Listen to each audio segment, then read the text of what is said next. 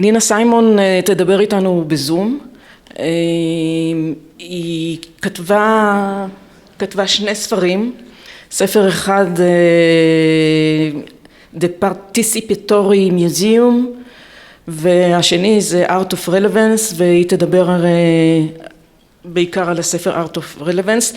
בזמן שהיא הייתה מנהלת המוזיאון היא עברה הרבה מאוד תהליכים ומחשבות לגבי הנושא של שיתוף קהילה בחיי המוזיאון, והיא תדבר על זה.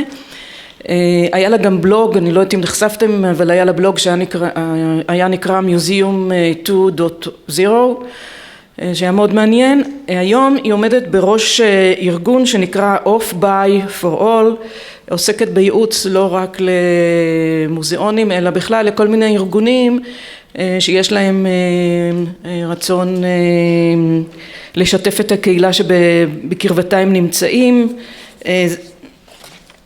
זה הספר שהיא כתבה. במיילים שאתם קיבלתם היה קישור, ניתן לקרוא את הספר הזה אונליין בקישור שהיה במידע של הכנס הזה, מאוד מאוד מומלץ. ואני אתן עכשיו את רשות הדיבור לנינה. Hi Nina, good morning to us, good evening to you. Thank you very much for joining us and the stage is yours. Thank you so much. Yes, Boker Tov, or here it's Laila Tov. I'm here in California and so glad to be able to join you in the beginning of this conference day. I'm going to share my screen, so let me do that.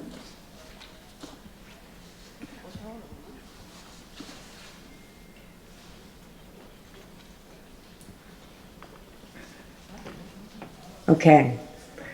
And I believe there will be captions in Hebrew throughout the talk, so thank you for making that accessible as well, and I will try to speak slowly.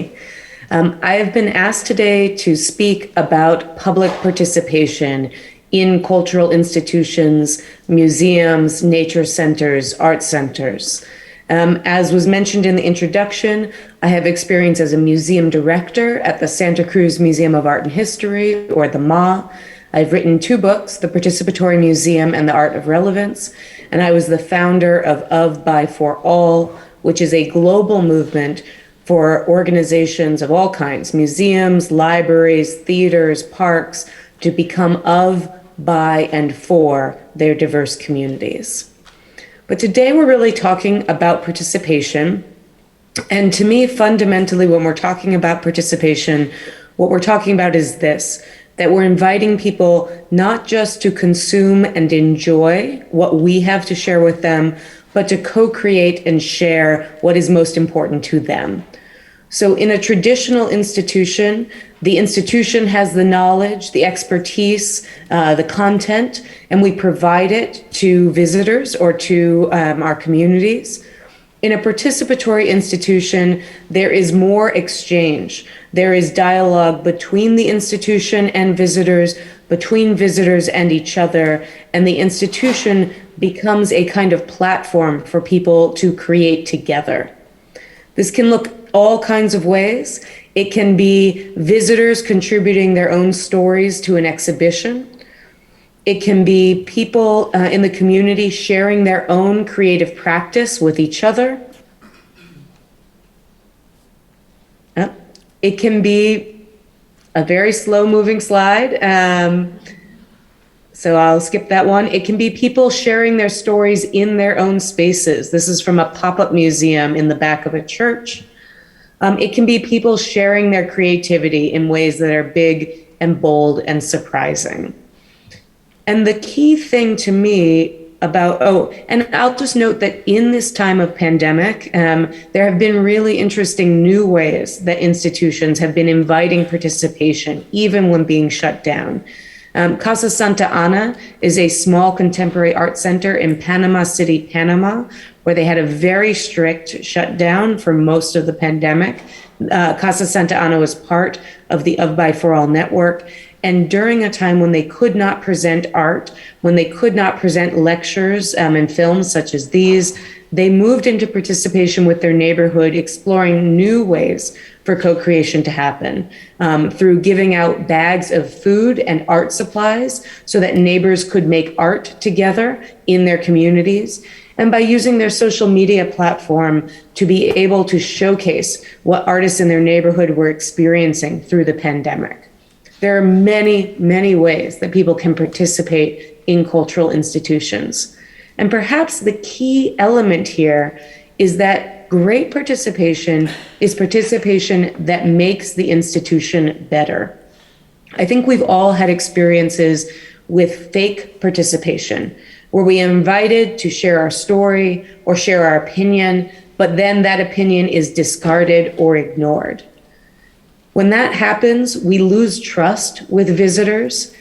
They no longer feel that they are being listened to. They feel they are being pandered to or treated like children.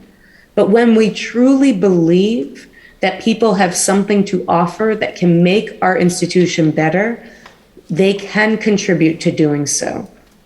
This can look all kinds of ways. When the Oakland Museum of California was redeveloping all of their permanent galleries of science, of history, and art, they wrote this book that's available online about how visitors changed their museum, how people participating changed the museum that they were recreating. In England, in Derby, when they were creating a new museum out of a museum that had failed, they actually invited visitors and people in the community not only to share their ideas, but to help actually physically build the institution, which was particularly appropriate because it was a museum of making, a museum about invention and creation. All over the world, years ago, when the Victoria and Albert Museum invited people to make artwork on beaches and share it through an online platform, the artwork came alive because of these contributions. And even in a small community, like the museum I used to lead in Santa Cruz, California, we opened our museum up. We made it a place that people loved to be. We turned it from a place that was almost about to close to a place that was successful by embracing this idea that if we could become your museum, the museum of our community, that people would not only come to visit, but they would contribute their ideas, their creativity, their skills, and their support. And I want to put some hard numbers to this because this is not just philosophical. When I came to that small museum in 2011, this is our status. We had a budget of about $700,000 a year. We had 7 staff members and we had 17,000 annual visitors, the majority of whom were school children and retired white people. I was hired at a time when the museum was in great crisis. When I came to the museum, we had a week of cash in the bank, and we were talking about closing the museum. But we embraced this idea that people could participate and make this institution, which was struggling, one that could succeed. And here's what it looked like 7 years later, my last year at the museum. By then, our budget had grown to $3 million a year. We had grown to 40 staff members, and we now had 148,000 annual visitors. And those visitors reflected the age diversity of our community, the economic diversity of our community, and the racial ethnic diversity as well. We were incredibly proud of this work and transformation that we did, but what I thought might be most useful to share with you today is not the glowing stories of everything that went well, but some of the difficulties on this path. Because I hope that many of you who are here today are thinking about how you might change your institution. And so I wanted to today spend this time offering you 3 specific things that you may run into, 3 challenges you may face if you pursue transforming your institution to become a more participatory place. The first, all the challenges are here, but I'll show them again and again. So don't feel like you have to remember them all right now. The first challenge that will come up when you invite people to participate is this one, that people from dominant communities will be faster to participate. And when I say dominant communities, I mean communities who have embraced and been with your organization for a long time, and also communities that are dominant in terms of having more power in your community and at your institution. Let me explain more about what I mean. My very first week when I was at the museum, we were falling apart financially. It was incredibly challenging. I had to lay people off my first week on the job. But I also made time my first week on the job to do this in the lobby, to paint with chalkboard paint a place where people could share their ideas for how the museum could get better. This was the first version of this comment wall, and it got changed and got better and better over time. But I wanted to, from the very beginning, invite people to share their own ideas for what we could do in the museum. Now, this was a noble idea, but who was going to share ideas in the lobby of the museum? It was going to be people who already came to the museum. And if we wanted to invite people in and hear from people who had not felt welcome or who had not come to the museum in the past, we could not just have this comment wall in the museum itself. This would appeal to dominant communities, those who are already there, but not to those who had not yet come. And so I invite you to really think about this question. Who do you see as critical to the future of your organization? And how can you seek them out so you can hear from them and not just from the people who are already dominant at your organization? I like to think about communities abstractly as these kinds of bubbles of different people in our community, groups of people, some who are interlinked and connected, some who are close, and some who are very far from each other. Every organization, every museum, every nature center, every heritage site has a set of communities who already are involved, who already feel welcome, who are dominant in your space. You probably also have communities that have been of interest to you, that are close to what you do, but are not yet fully involved. And perhaps you even have interest or singular programs for groups who are further from your dominant communities, but who you see are important to where you want to go. There are 3 different ways I like to think about defining these communities. You can define them by geography, by place, people who live in a certain neighborhood, people who immigrated from a certain place. You can talk about communities of identity, people who identify as women, as Jews, as mothers, all different kinds of communities. And you can also identify communities by affinities, things people like to do. And when we think about these circles and these communities, I invite you to get very specific in being clear about who you're talking about, that you're not just talking about the idea that young people are critical to your future, or that immigrants are critical to your future, but getting very specific that you're interested, for example, in working with teenagers who have immigrated from a particular place within the last 3 years and are struggling to fit in, or who have immigrated and are excited about art. In the Of By For All program, we invite the organizations we work with to get very specific about communities they might be interested in, so that they can really get to know who are these people, what matters to them, and how could we build a connection with our institution. I want to give you an example, and this example is from a nature center. This is not a picture from the real nature center we're speaking of, but I was working with a nature center once, and they were talking about their desire to reach out to new communities.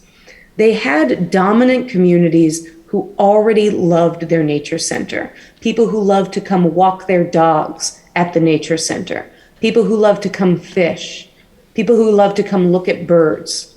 And particularly they found that most of the people who felt welcome in their nature center were older couples or single men. Most of them were white and most of them were middle class. So this is who they were serving well already. Now they had an interest in other communities that they saw around them, families and immigrants, and they were curious if they might be able to be welcoming places and be able to invite participation from these communities. Now, when I started talking with them, I said, well, families is a very big group. Immigrants is a very big group. Could you get as specific about these communities as you are about the communities you already know well. And they said, one community we're aware of that we're interested in that is more specific are Hmong immigrants, so people who are from Laos, who have come to our region and who already have an existing connection with nature. So this is a much more specific community, and they could go out and talk to Hmong families who are interested in nature and find out what mattered to them. And when they had those conversations, they did not ask, have you come to the nature center? What do you think about the nature center? Instead, they asked questions about the people who they were talking to. They asked them about their goals. They asked them about what mattered to them, their values. They asked them what they were struggling with, what challenges they faced. And they asked them, what commitments can you make? When do you have time with your family to spend time in nature? And when they asked them all these questions, one of the things they learned was there were many Hmong families who said, one of the most important ways we connect with nature is through foraging, through collecting berries and mushrooms and plants that we can grow and we can eat. And the people who ran the nature center realized they had a problem. They realized that they were a place that they were very comfortable with people, for example, bringing their dogs, but that foraging was actually against the rules of the nature center. You were not allowed to take mushrooms or plants from the nature center. And of course, they had good reasons for this. They were caring about, protecting the biology and the ecosystem. But they also started to talk about the differences between these groups and their needs. And they realized that they were very comfortable with some of the negative ecological impacts of bringing dogs into the nature center, but they were not comfortable with the negative ecological impacts of foraging. And they started to realize, why were they okay with one and not the other? It was because a lot of the people who had founded the nature center, who had been part of it for a long time, had dogs, loved dogs, and felt okay about the fact that dogs might mess up the nature center somewhat. But those dominant communities were not foragers, and so they saw foraging as a threat and a concern instead of as something welcome. And so at this point, they had to ask themselves, who's important to the future of our nature center? And are we willing to change our rules so that a non-dominant group could feel welcome and could feel like they could participate here? And so I would invite you similarly to ask, who is critical to your future of your organization? How might they want to participate? And what rules or habits or long-standing traditions might need to change so that they could fully participate? Okay, the second challenge I want to share is this. If you start to be successful, if you start to welcome non-dominant groups to have experiences and to participate, some people from dominant communities, some of those dog walkers, will get confused, they may get uncomfortable, they may even get quite angry. I have experienced this firsthand. This is a political cartoon from my local newspaper when we had started to make our museum very participatory. You can see this is me down here with the curly hair and the glasses, and I am yelling at Michelangelo as he paints the Sistine Chapel. Hey, Michelangelo, nice job, but seriously, it's a bit passive. You must engage the visitor. You must think interactive. Maybe leave room for visitors to color in your work with crayons or paintball. Dumb down your work. And this is a very common argument against participation, that when we invite people to participate, when we invite them to share their ideas and their creativity and their story, that we are going to dumb down our institutions. I personally feel that we are not dumbing down our institutions, we are opening them up. And we are changing and shifting what we consider to be appropriate to be able to welcome non-dominant groups who have not felt welcome in the past. And so we were not surprised that some people had these kinds of reactions. There were some reactions that were very ugly.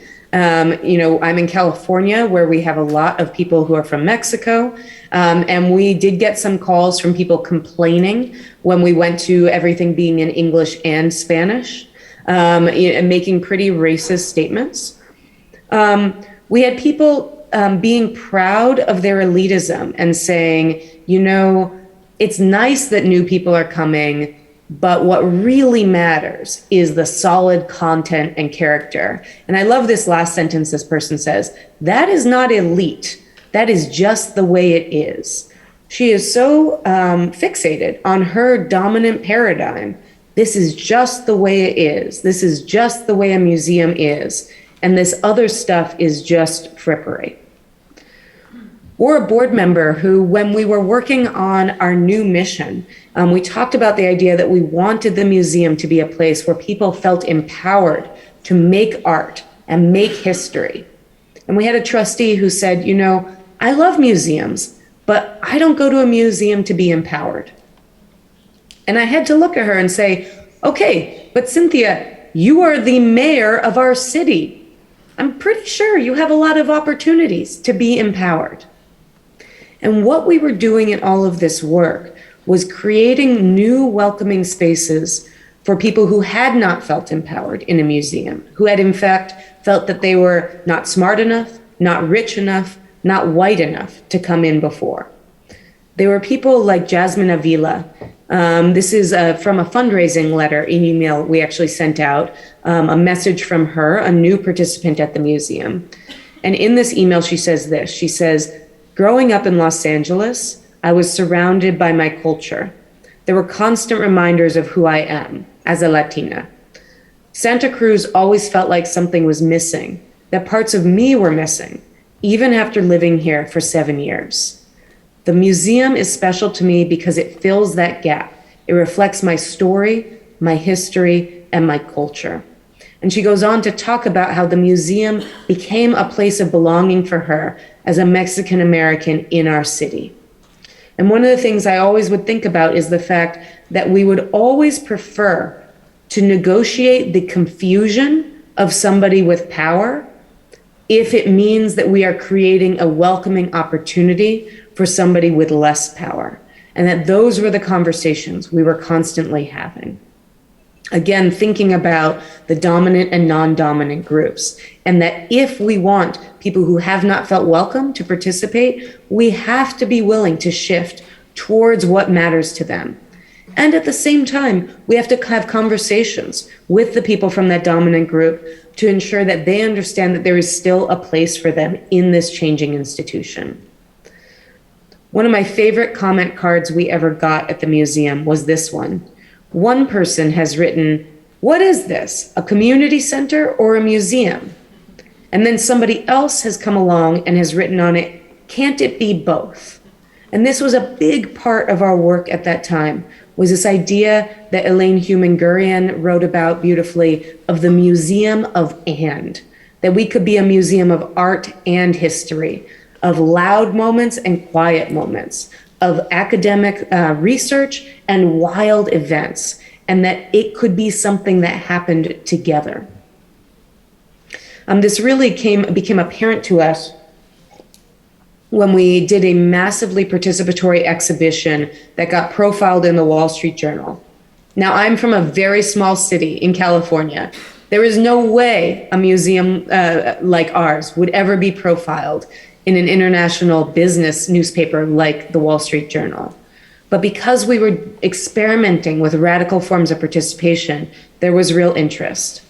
And this drawing that they ran became a real lightning rod at our museum, with board members and staff members discussing it and saying, is this making our museum a joke? Is this really what our museum is like? Do we like this picture of what we are trying to be? Or do we feel like it is a distortion? What do we think? And we started to realize, looking at this drawing, we started to be surprised by how similar this drawing was to what was actually happening in this exhibition. The kinds of people who were visiting, the kinds of energy that they were bringing in, the ways that people were doing deep looking at art made by members of the community, the ways they were engaging with the labels, the ways they were getting curious about art that others from our community had made. And we decided that we were proud of this drawing, of the sense of life and vitality and energy that was coming into our museum by being a participatory space. Not everybody liked this drawing or this story of how we were changing, but we were changing in a way that was bringing new life and energy and success into a failing space. Now, the last challenge I want to talk about before we open it up to questions is one that I think is a very complicated one, which is that you may worry that if you are going to involve new people, that you're just going to trade the people you used to have for a different, but not necessarily larger or more diverse group. And here's what I mean by that. You may look at these circles and you may think, okay, we have the gray people right now. If we move over here, we're abandoning all the people who've loved us.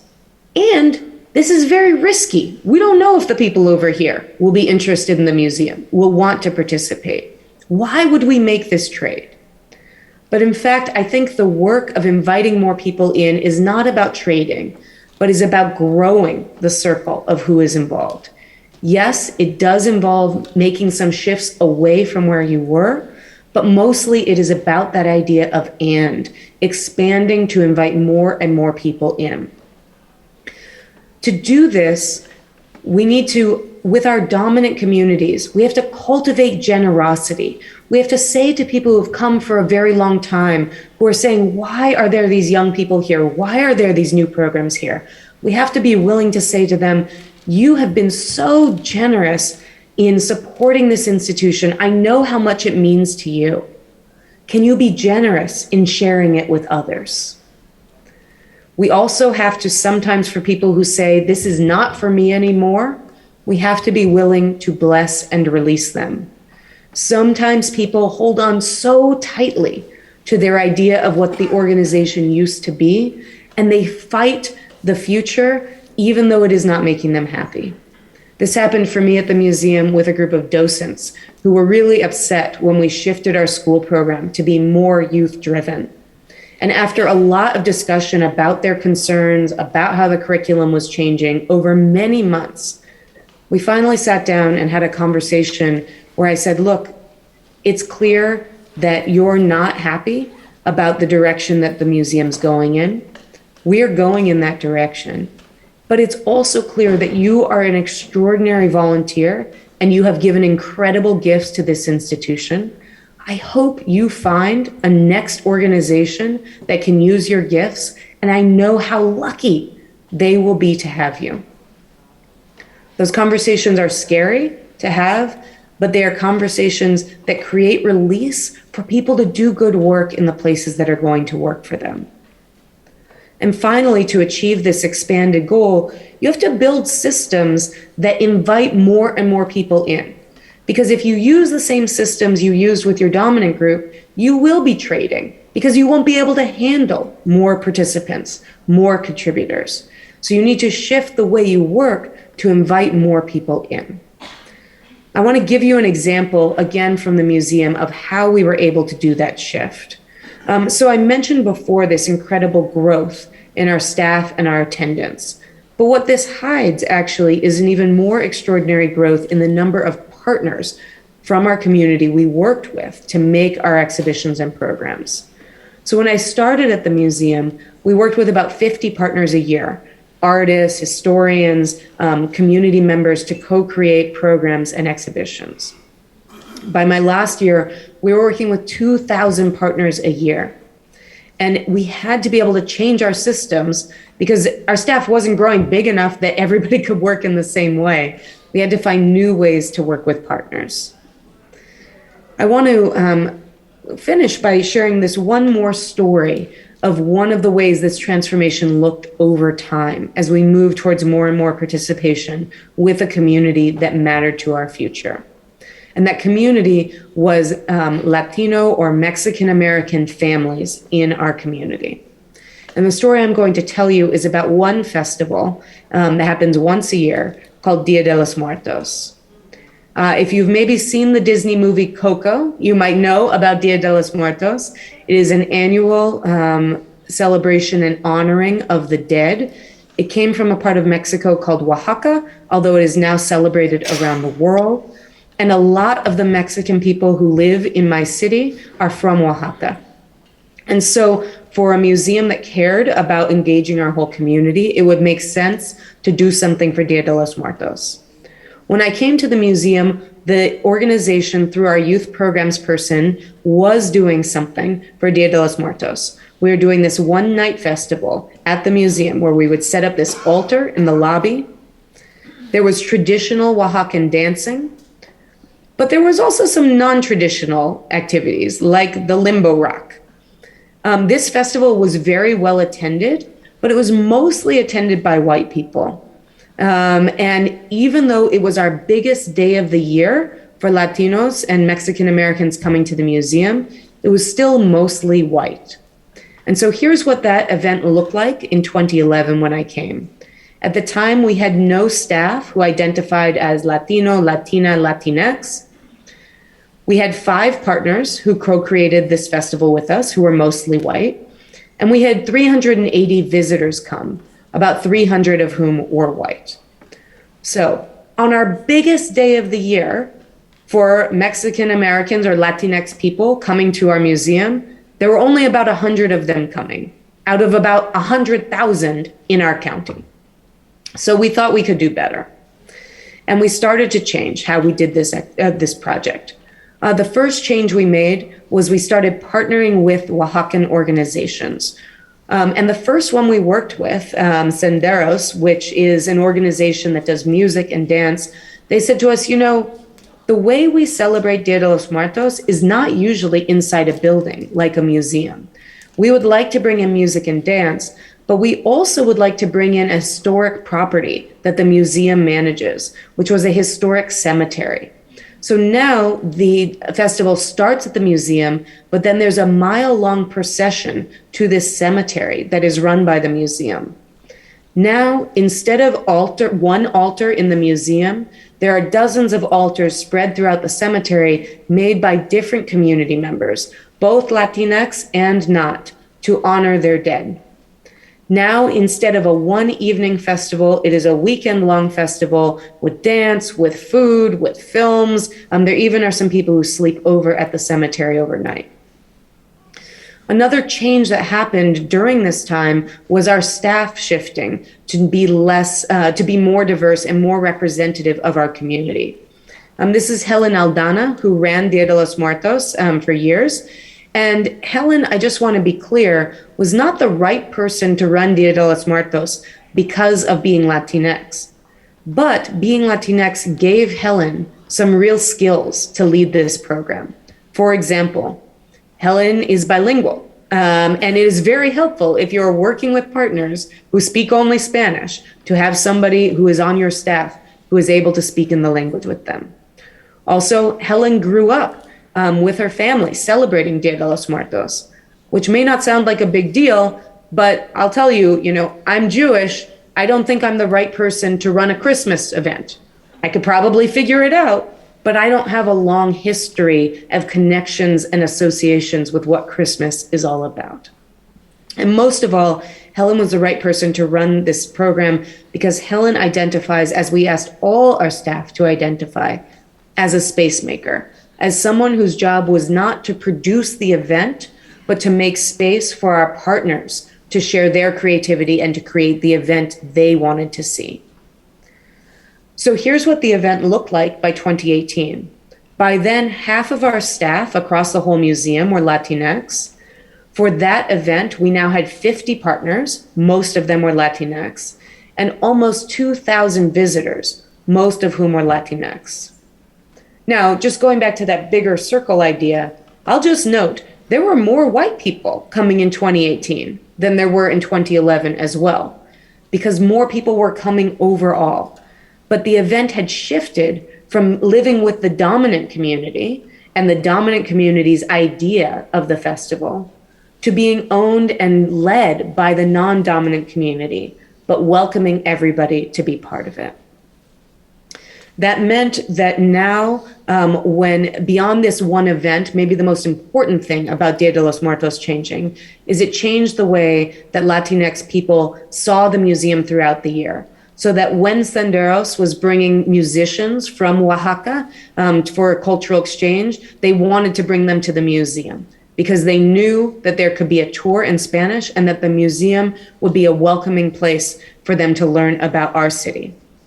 Now they knew that we would call them to be part of other projects, like this exhibition project we did around seniors and social isolation.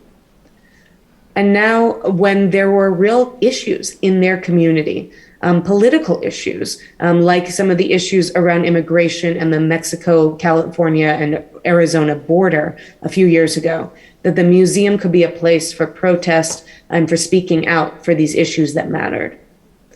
And maybe most importantly, that they knew that after a performance or after a party, that the museum would be a great place to celebrate and hang out and be with their loved ones together, celebrating art and making history together. I'll end on this last idea that I mentioned about Helen, because you may be wondering, okay, there's a lot of things my institution can do over years, but I'm just one person. What can I do? And I think that the most important thing that all of us can do if you want to do this work is to start to make that shift to identify as a space maker. And this is what I mean. A lot of us got into this work to be creative, to be risk takers, to create the program, to create the exhibition, to create the project.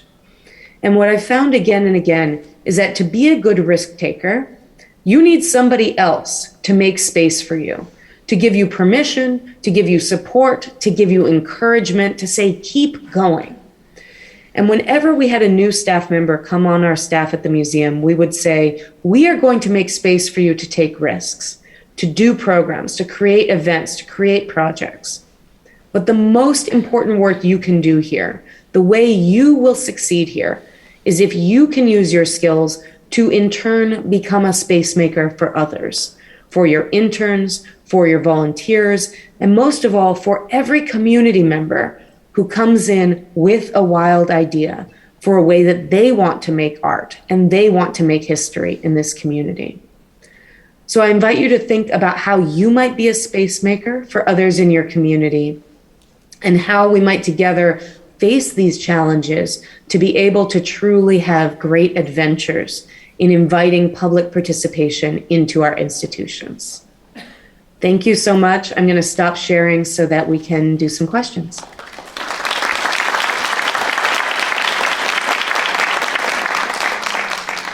Thank you, Nina. Thank you very much. There was a question about curators of the museum.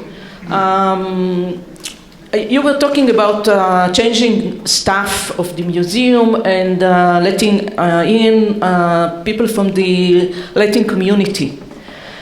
And I think that the question is, what jobs did they got? Did they become curators of the museum, or only in the education department, or in public relation and public activities? So yeah, this is a great question. We, as the museum, so because our museum, had shrunk so much to only 7 people, as we grew, we did add some jobs that look traditional in a museum and some that were very non-traditional.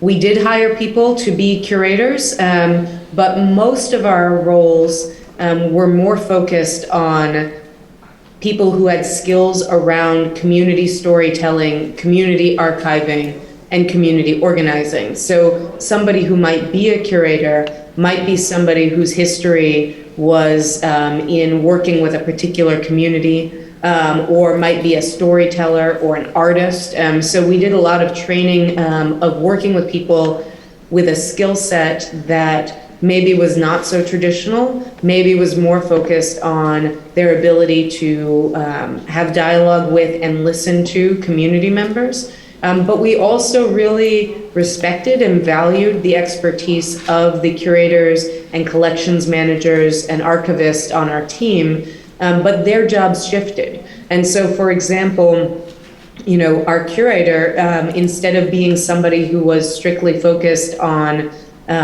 finding great material and interpreting it herself, was often working in partnership with a community organizer and with community members to extract those stories and to figure out how together we could make the best exhibition.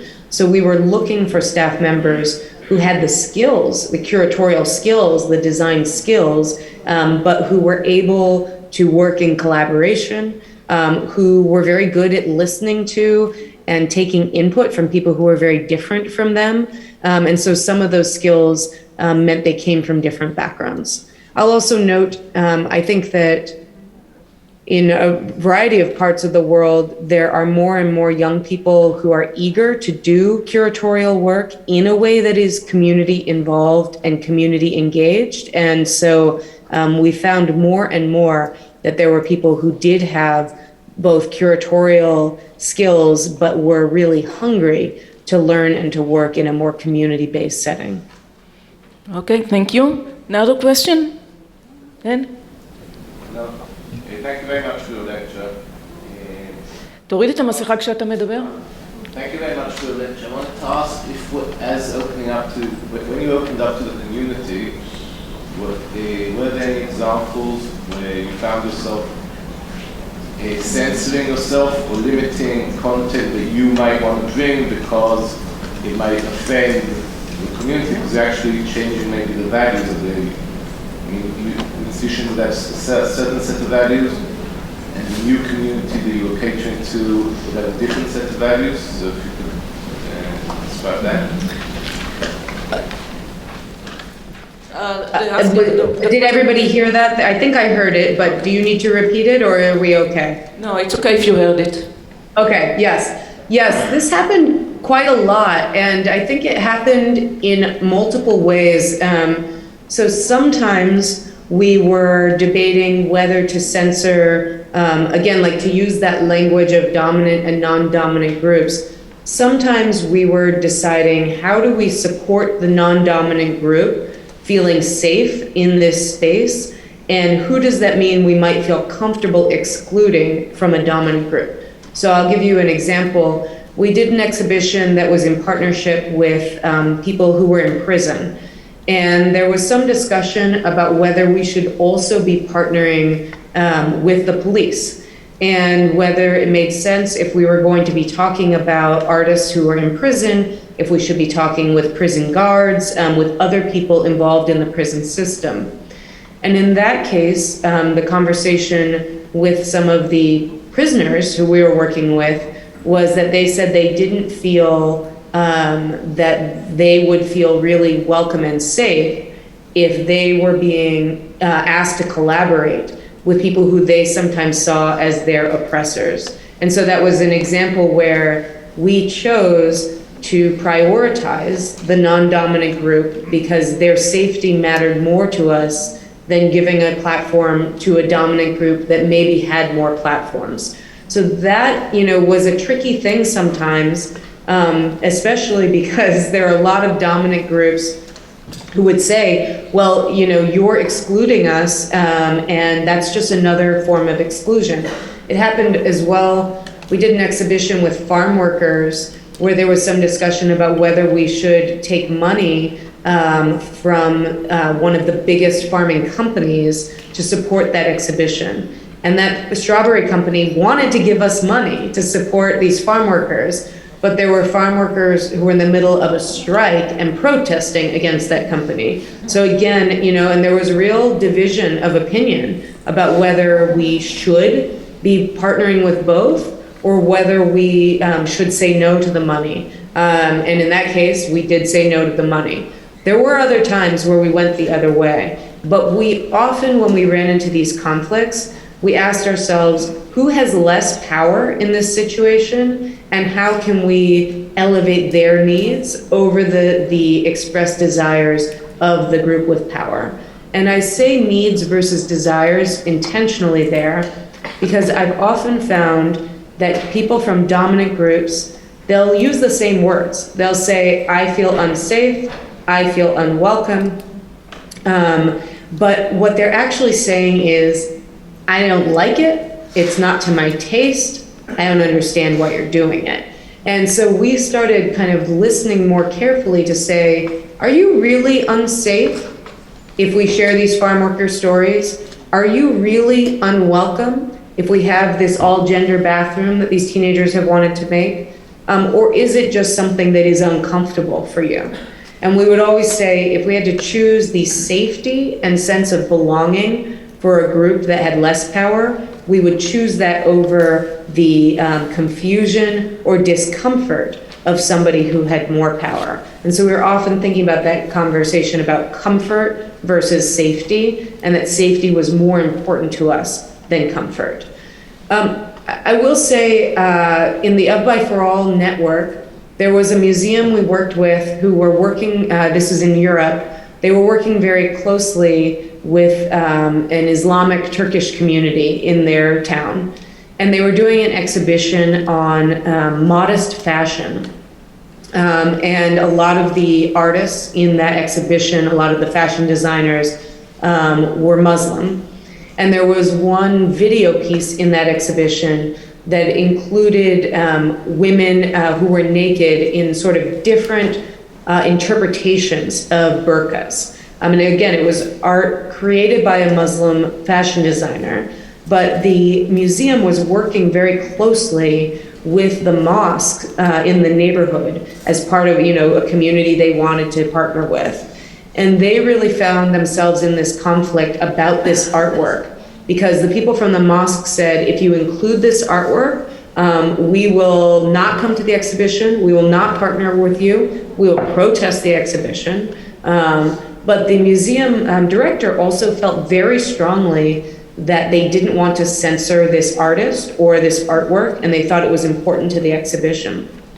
And so they ended up coming to a compromise where they put that artwork, that video piece, in a space with a little kind of wall so that people could decide if they wanted to go. There was a label letting people know what was there. And they talked with the people from the mosque about it.